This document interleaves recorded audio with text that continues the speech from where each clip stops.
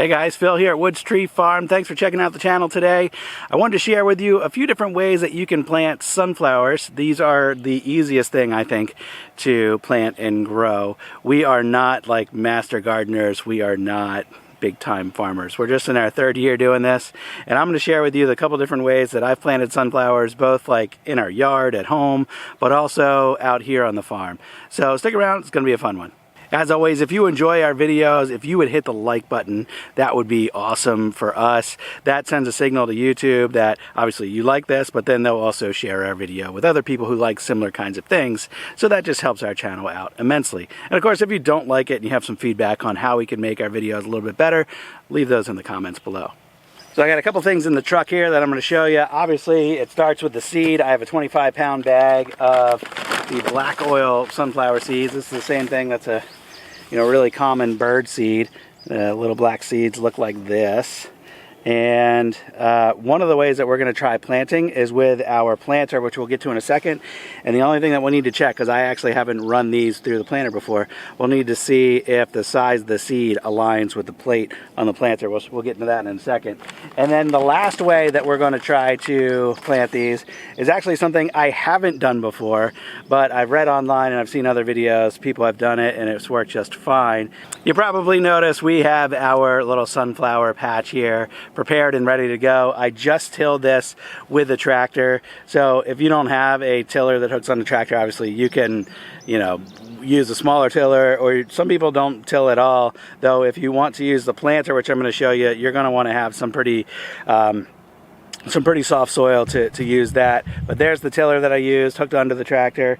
And the first thing that we're going to do, I'll just show you how to plant these if you're going to do everything by hand, which is actually what we did our first year out here. We put up like 20-foot rows. I forget how many rows, but it was probably 24 rows or so.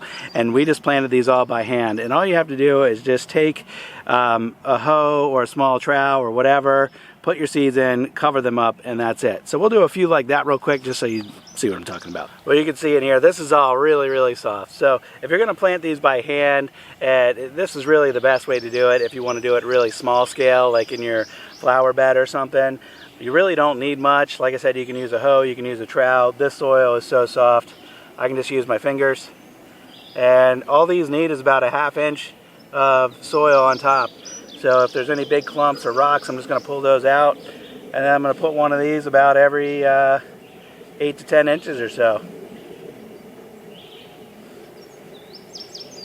If you want your bed to look really uniform, then you can put some more thought into exactly how you're laying this out. This particular patch here, we're actually just going to end up having sunflowers over the entire thing, and I don't really care if they're in nice neat rows or not. So we'll get into that in a second, but I'm just showing you what we're doing here for this. So all I got to do next is just put a little soil, up about a ½ inch on top of each one. Okay. And that's it. Make sure they get some water. We're actually expected to get some rain here later this afternoon, which is why I'm making sure I get this done today.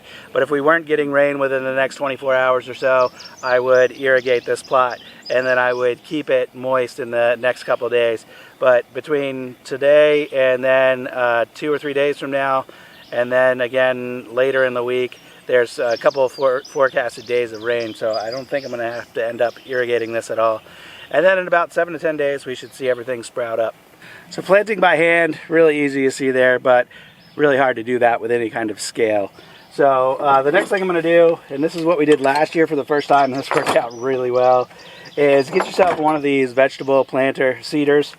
And the way that these work, you put your seed down in this little hopper here, and then there's a white plate that has little cups on it. I'll show you what that looks like here. There's a little white plate that looks like that, and it has these little cups on it, and when this goes around, it scoops up a seed, and then when it gets to a certain point in its rotation, it will drop that seed off, it will come down underneath here, and it'll go in a little trench that this thing digs with this little shoe right here. So pretty neat the way that that works. What I used last year for the bigger seeds is, we had the big gray stripe mammoth seeds last year.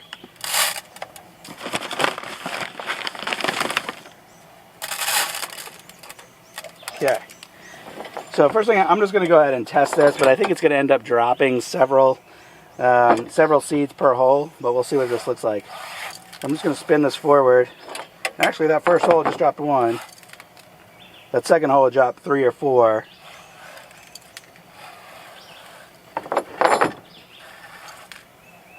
And I dropped 2 there. So I think on average it's going to be dropping more than 1 per hole. So with that in mind, I'm going to go for something smaller.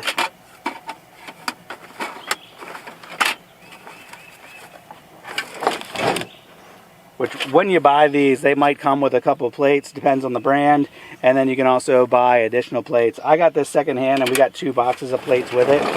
So I just need to go through this and try to find one that is going to fit these seeds the best. There's one for beans, and that's more of a big, wide open scoop. And then lettuce is smaller. There's peas. So I think the one that we're going to try is this one. It's actually labeled as beets, okra, or Swiss chard. And you can see it's got a little scoop on there, but it's smaller than the corn scoop that we're using. But the problem with this one is that the spacing's a lot closer than the corn one.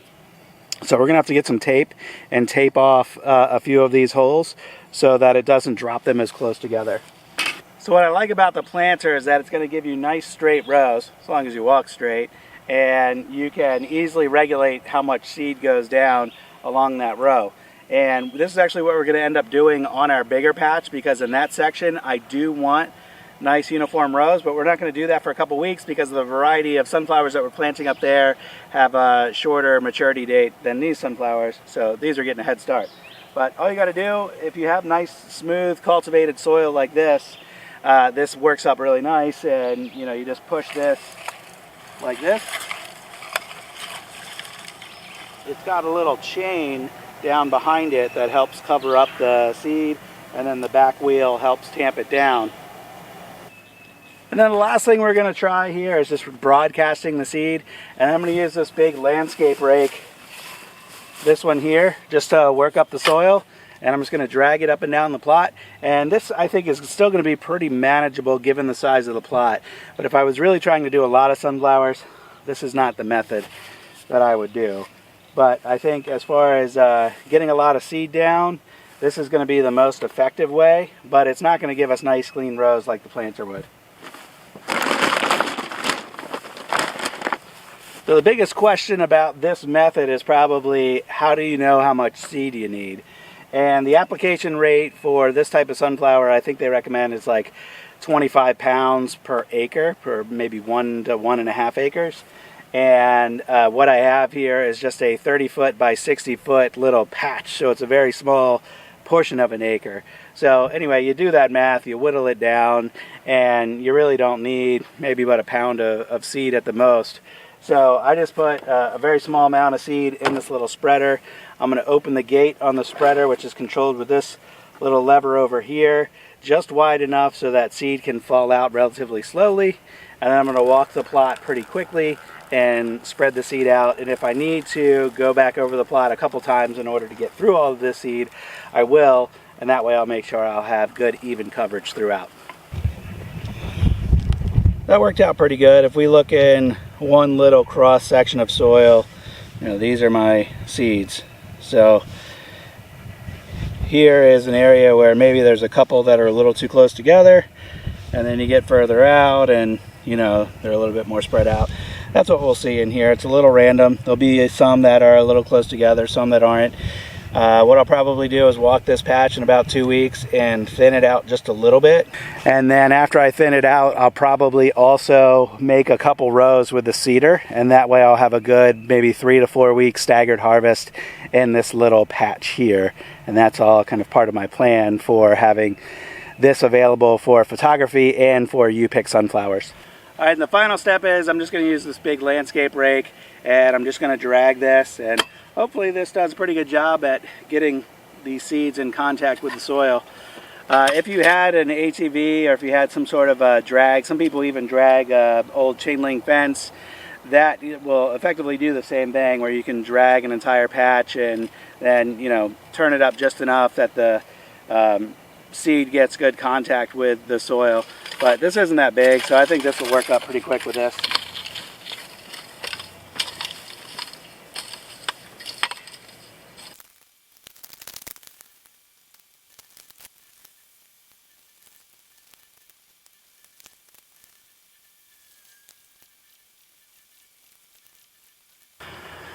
Whew. Yeah, pulling that rake's a little harder than I thought it was going to be.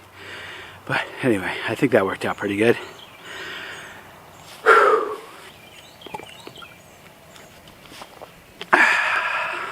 So check back in with me in a couple weeks and I'll give you an update on what this looks like.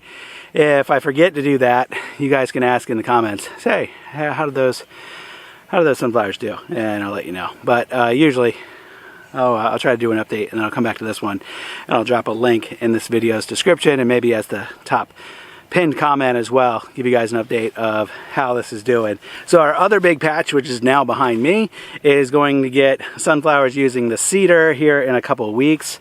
So we'll use that push seeder. We'll get nice straight rows for about 5 or 6 different varieties of sunflowers. All of those are like 60 to 70 day maturity, where these black oils are over 100. So that's a little head start that we need to do. It's about a month ahead of time on the black oils compared to the others. And in a couple weeks here, we're also going to do zinnias and cosmos in this patch. So we're going to lay this whole thing out with rows, and about 2/3 of it, maybe up to 3/4 of it, is going to be sunflowers, a couple different varieties of sunflowers, and then the remaining portion will be the other cut flowers with zinnias and cosmos primarily. So if that sounds interesting to you, make sure you subscribe, hit like on this button if you enjoyed it and found the information useful. I'm going to wrap it up, pack everything up today, and go home. So thanks again. I'll catch you on the next video. Bye-bye.